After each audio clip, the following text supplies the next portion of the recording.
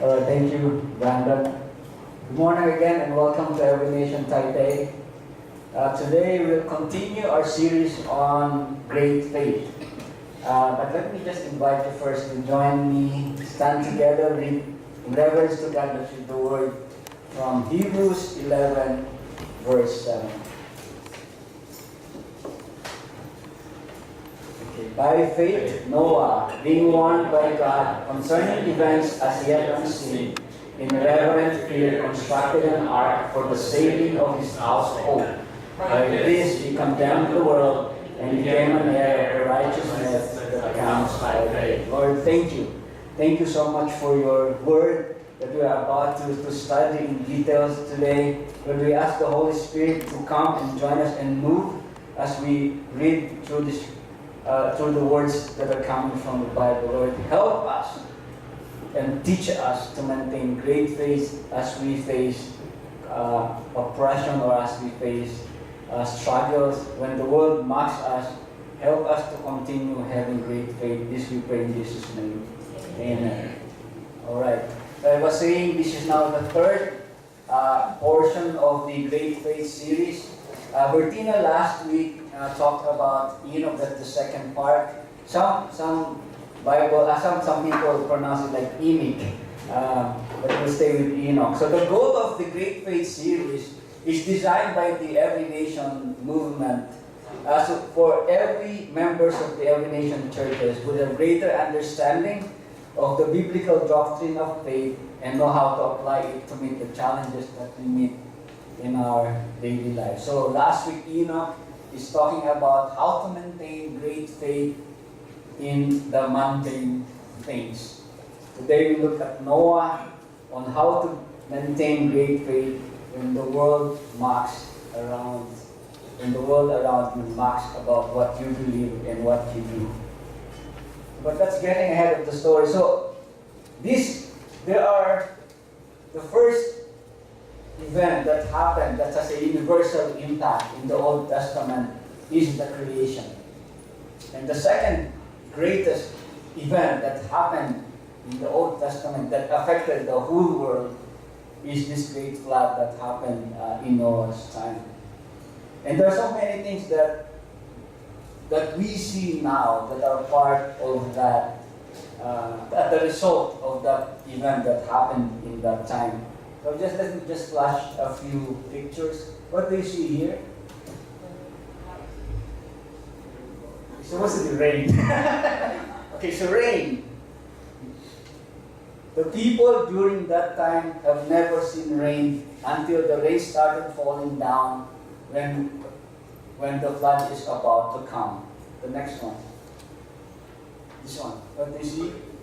Rainbow. So this only appeared after the flood has dried and Noah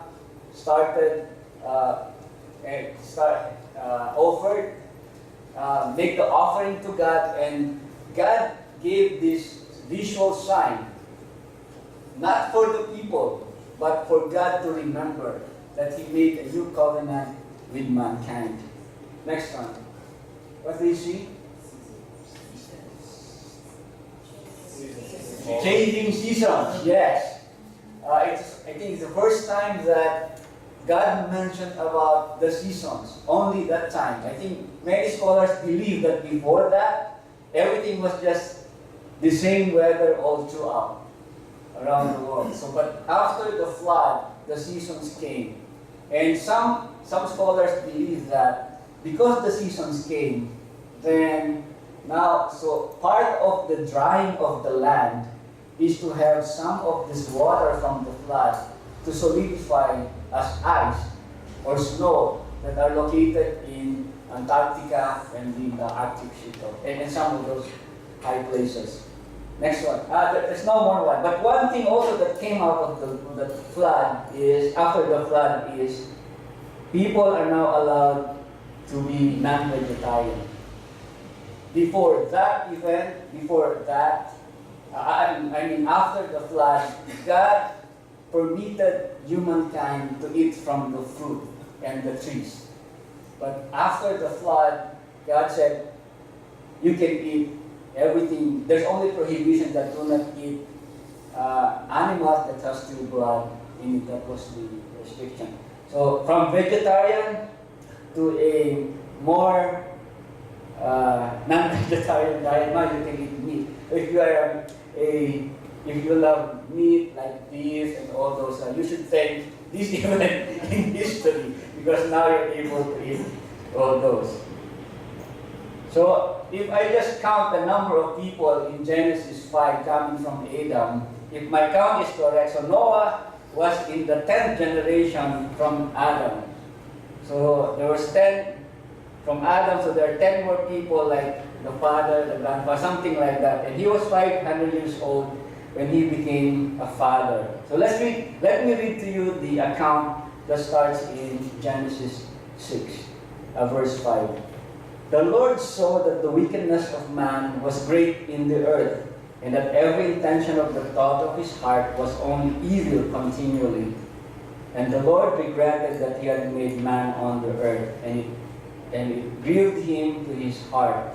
So the Lord said, I will blot out man when I have created from the face of the land, man and animals and creeping things and birds of the heavens, for I am sorry that I have made them.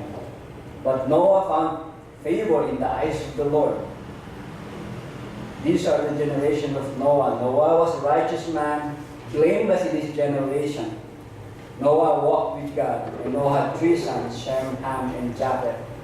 Now the earth was corrupt in God's sight, and the earth was filled with violence. And God saw the earth, and behold, it was corrupt, for all the flesh has corrupted their way on the earth. So this is a sad verse in the Old Testament, because God created mankind to create a family. But in this verse, he regretted that he made man on the earth and that it grieved his heart. So actually, in Genesis 4, prior to the flood, we know that there has been advances in the human civilization. There's a portion in later part, like Genesis 4:20, it talks about that there is some progress being made in agriculture. Because there are descendants who are living in tents and having livestock. And then there's also mentioned that manufacturing is also improving. There's people who are skilled in forging instruments of bronze and iron. So how do you use bronze and iron at that time? Use them to make tools, to make them to use for vehicles maybe at that time, for farming and supporting other industries. And then there's also advancement in the arts. There's a group of people who are very skillful in playing the lyre and the pipe. So if you look from that perspective, the human civilization is already advancing. And I think during that time there are also other civilizations, but the Bible actually is not interested of civilization that existed at that time, because he's more interested about the story of this nation that he chose on earth. So also the fact that God instructed Noah to build this big structure is pointing to a situation where people at that time will have the skills and capability to undertake, to take that undertaking. So it's not like a primitive hunter-gatherer, and it's probably more advanced than some of the third world countries that we have right now. So, but despite of all that human civilization and progress that are being seen, God saw it differently. He did not see a healthy progress of humankind. He saw wickedness, continual stream of evil thoughts, corruption, and violence. So the people at that time, the civilization say, the future is bright for us. But God said, He saw the real and true state of affairs and simply said, the end of all flesh has come. So let's look at how Noah expressed his faith. So the first point that I would like to say today is Noah believed in God's word. So in Genesis 6:13, and God said to Noah, I have determined to make an end of all flesh, for the earth is filled with violence through them. Behold, I will destroy them with the earth. And in verse 17, for behold, I will bring a flood of waters upon the earth to destroy all flesh, in which is the breath of life under heaven. Everything that is on earth shall die. So in the Hebrew text that we read earlier, by faith, Noah being warned by God concerning events as yet unseen. So what are the unseen things during that time? Flood. Noah lives, I think it's safe to say that Noah lives like somewhere in a very desert looking like place. So water is scarce. And then God is talking about the flood. And again, I was mentioning earlier, no one has ever seen a rain before that. Because in Genesis 2, it says that the Lord has not caused it to rain upon the earth, but there went up a mist from the earth and watered the full face of the ground. So there's no flood. Nobody knows what flood is about. Nobody knows what rain is about. And so, but because in the earlier verses in Genesis, because Noah walked with God, then every word that God said to him and God revealed to him, Noah believed. There was an author of the book, The Days of Noah. He said, true faith asks for no additional evidences.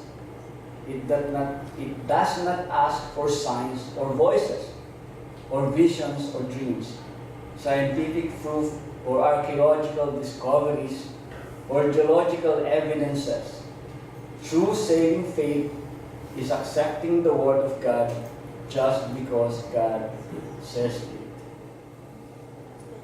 And in the series that we're going to, Hebrews 11:1, faith is the substance of things hoped for, the evidence of things not seen. So the substance here is the conviction and assurance of the future reality.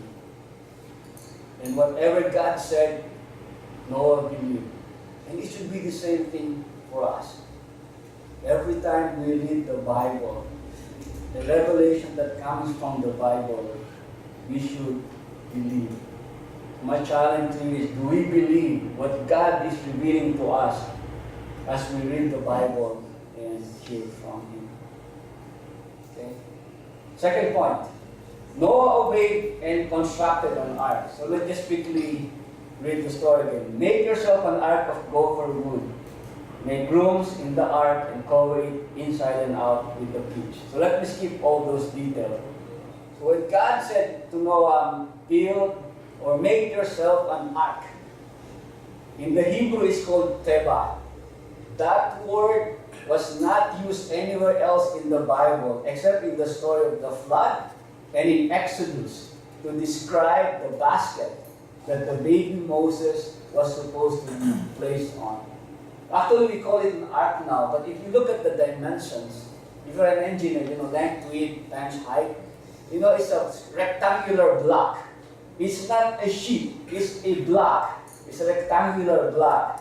And it's very interesting that every Bible story that you read, the movies or even some of the children's book that has this story, is really like shaped as a boat. But actually, no, it's a rectangular block, and there's specific dimension to it. No sail, no rudder, no steering wheel, or no nothing like that. It's just a rectangular block. But specifically, God mentioned the exact dimension. And Noah has to obey the exact design, or else it will not work as planned. So there's several other ships that were built after that.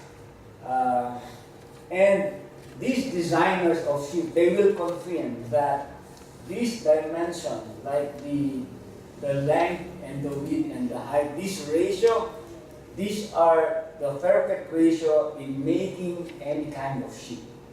This design provides the stability that the ark needed to continue floating as the flood continued.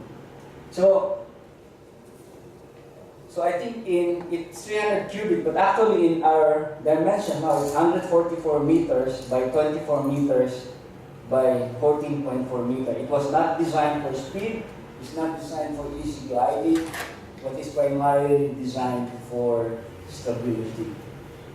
So the design of the ark is divinely inspired, because I don't think the engineers of that time, if there were engineers at that time, they will be able to come up with these exact dimensions to say that this kind of dimension, the immensity of the size and whatever is going to be inside that room is ahead of this time. Because the instructions said it has to be 3 floors, it has to have so many rooms. And if there are people who calculated that if they compare to a train box right now, the ark will be able to hold 125,000 animals. So thousands of compartments are built in this massive box to house every species of animals in the world. And there is enough space for Noah and his family and some additional animals for sacrifice and food. Okay, so I think my challenge to you is, do we obey God in the same way Noah obeyed when the Holy Spirit prompts us to act? So I think my prayer is that every time we read something in the Bible and the Holy Spirit either convicts us or prompts us to do something, we immediately obey. When someone is preaching in front, not just me or any other preachers come in front, if the Holy Spirit prompts you to do something, are we obedient? When we do praise and worship, the Holy Spirit whispers to you and says something to you, do we listen and really obey and do something about it? So my prayer is that the answer to yes, we follow and obey immediately, especially if it will require some sacrifice from us. So every time we obey and sacrifice something in the process, I think it's a better process for us to know God more and walk in a righteous manner. Point number 3, Noah saved his family. In Genesis 7, so then the Lord said to Noah, go into the ark, you and all your household, for I have seen that you are righteous before me in this generation. And in all those. So Noah was 600 years old when the flood of waters came upon the earth. And Noah and his sons and his wife, and his son's wife went with him into the ark to escape the waters of the flood. So Noah was able to save his family. I think Genesis 5 said he was a righteous man, blameless, and he walked with God. So I think the question here is, the first time we are saved, we receive Jesus, we receive salvation, what was our initial reaction to that with regards to our family? Do you have a sudden urge to say, now that I'm saved, I need to make sure that my father, my mother, my brother and sister, my cousin, and all this, do we have that sense of urgency to reach out to them just because we now become part of the kingdom of God? So that's one point I want to say about this part. And then, how are we, especially the fathers now, how are we leading our family? Do we live a life such that we have a very positive influence in our family members? So in the case of, we've seen in stories in the Bible where the father doesn't have enough influence to his immediate family members. They say something, their children doesn't obey them. The wife doesn't listen to them. So, but Noah, the way he walks his life, he was able to exert this positive influence. And he was able to get the whole family with him enter into the ark. And also, during that time, Noah lived in the desert, there's no water. The moment the construction of the ark started is the moment the public ridicule started. Because every time someone will pass by, they will ask, what's going on here? Noah and his family will say, oh, we're building an ark because the Lord said there will be a flood, there will be judgment. So until the time that this family entered the ark, they have to contend with that, oh, that's crazy family. Are you able to withstand that kind of pressure and mockery? Especially if you're the only Christian in that workplace and they know you're a Christian. Are you able to withstand that kind of pressure from them? So this is the great faith that we need to have. We'll be able to stand upright. We'll be able to be consistent with our testimony. We'll be able to prove, we need to stay in line with what we believe, even if the workplace or in the place we are in is not so supportive. So I think the construction, and then I don't know if you remember that movie, but Matt Damon, like We Bought a Zoo, something like that, you know? Anybody, We Bought a Zoo? So it's like they're looking for a house, but the house comes with a collection of animals in the zoo. So it's like that. So when they started building the ark, it's also the time that they started building a zoo. So animals will come. I don't know how, but probably traders will bring these animals and come, and Noah will buy or get them, all those animals. So now there's this ark, there's a big building construction, and then there's a zoo on the side. So it becomes like a spectacle for the people who are watching. Oh, this is like a crazy, crazy family. So my challenge is, how do our testimony impact our immediate family? Are we able to touch them in a very positive way?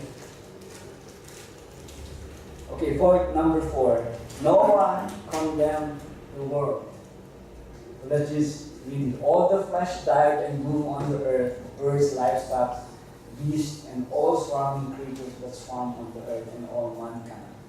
Everything on the dry land in whose nostrils was the breath of life died.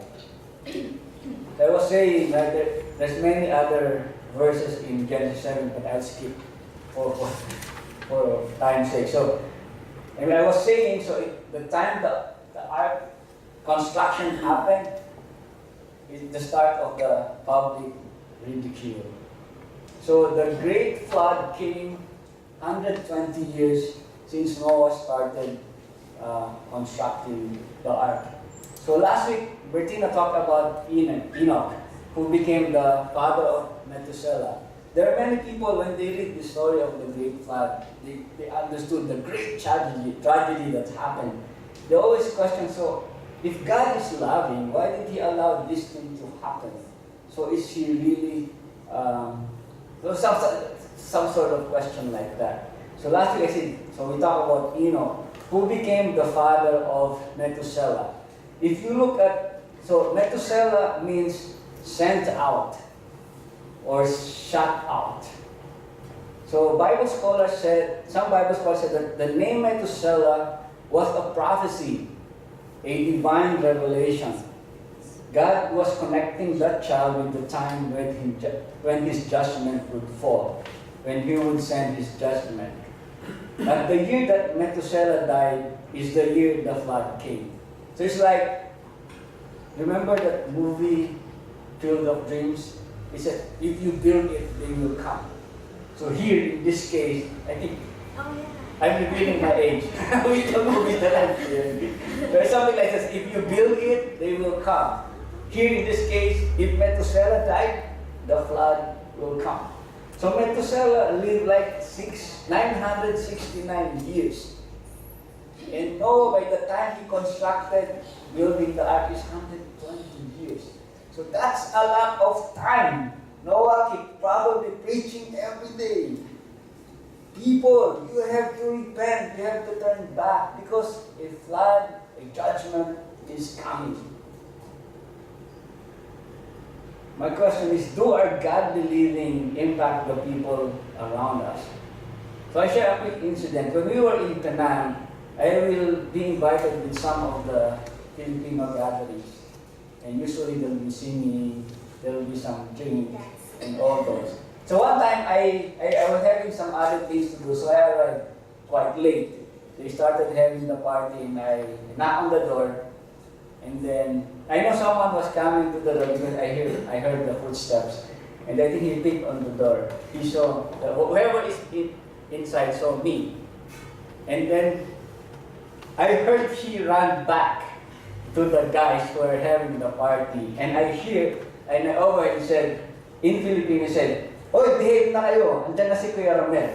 So in English, it meant that, guys, behave. Kuya Romel is now here. So when they say behave, it means that whatever dream joke they're talking about and all these things, they will have to stop because I'm already there. So it's kind of funny, but somehow it felt like it becomes an assurance in me that whatever they see in me seems that I'm having a positive influence in them. So if I'm there, then they will talk about some other things, not necessarily whatever they think about. And even when they're drinking, I will sit with them because I use it. Sometimes they will offer me a beer, then I will drink one beer or something like that. But I will use the opportunity to listen to their stories. And every time I have opportunity to advise or give something, I will use that opportunity. So do our godly living impact the people around us? And then lastly, so Noah became an heir of the righteousness that comes by faith. So here, chapter 7, verse 1, then the Lord said to Noah, "Go into the ark and all your household, for I have seen that you are righteous before me in this generation." This is an Old Testament illustration of the justification by faith. Noah believed God, and God accepted his faith, and God granted him righteousness. That's why the Bible says he's righteous, he's blameless before God. We understand this justification by faith in the New Testament, but we found out that this is also an Old Testament truth. So in Philippians 3:9 it says, "And be found in him, not having the righteousness of my own that comes from the law, but that which comes from faith in Christ, the righteousness from God that depends on faith." So it's also like that for us. We are righteous in the sight of God because of the way we believe, because of our faith in Jesus Christ. So the ark that saved Noah and his family, and ultimately the humankind, and the ark that condemned the world is also can be compared to what Jesus did for us. First point on the comparison, both the ark and Jesus were uniquely designed and planned by God. I was telling you the ark, the dimension, and the design, and all those are supernatural. And then Jesus also, his coming was designed. There's no other human being that existed after Jesus. He is the only Son of God who became a human being. And that was planned by God. So in Galatians 4:4, "But when the fullness of time had come, God sent forth his Son, born of woman, born under the law." Jesus coming, and you will, having been captured into the ark of safety with Christ, be delivered from all future judgment. Okay, second comparison. Being inside the ark is the only place safe for the judgment by the flood. So being Jesus is the only place to be safe from the upcoming judgment of God. So in the instruction of building the ark, there was a requirement to seal-proof the ark with putting the pitch inside and out. In the same way, Jesus is our fail truth. If we are in Jesus, then we will be able to be saved from the upcoming judgment. Jesus said in John 14:6, I am the way and the truth and the life. No one comes to the Father except through me. And finally, both the ark and Jesus absorbed God's judgment. So the ark was able to protect Noah and his family from the wrath of God with all this flood coming and covering the earth. And in the same way, in 1 John 4:10, in this is love. Not that we have loved God, but that He loved us and sent His Son to be the propitiation for our sins. So that's atonement for our sins. So the ark is the Old Testament picture of what Jesus is going to do for humankind. So Jesus is unique and planned by God. Jesus is our safe place for the upcoming judgment of God. And finally, with Jesus dying on the cross, He received the full wrath of God for all human from all human sins. Let's close our eyes and pray. Lord, thank you. Thank you so much for the great stories of people in Hebrews 11. Lord, thank you that in the life of Noah, we're able to learn how we can be truthful, how we can be faithful, and how we're able to continue living a faith in spite of what's going on in the world. Thank you that Noah was able to demonstrate that our faith shouldn't be affected or shouldn't be influenced by what's going on around us. Even if there's unbelief around us, Lord, no, we will be able to remain faithful, and our faith can continue to grow. Lord, thank you that for your great love as expressed through the life and death of Jesus Christ and even His resurrection. Lord, help us to have the same kind of faith like Noah. Help us to persevere in spite of the opposition. Lord, make our lives matter as you build your kingdom here on earth. Help us to not to diminish or tarnish the kind of testimony that you want us to continuously preaching day in, day out in our lives. Bless us, Lord, in Jesus' name.